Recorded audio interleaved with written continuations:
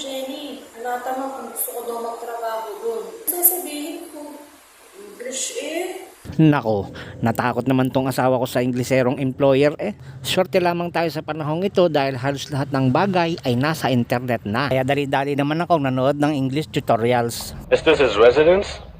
Yes, yes. You know what time it is? Yes, yes, yes, yes. What time it is?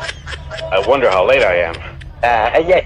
Ayun naman pala, basta yes ka lang ng yes ay okay na. Masado nga siya sa interview. Tapos 3 araw lang, lumuwas na kami ng Maynila upang mag-report sa agency. Sa napakaraming tao na nawawalan na ng pag-asa kahahanap ng trabaho. Pero kay Mrs., siya ang hinanap ng trabaho.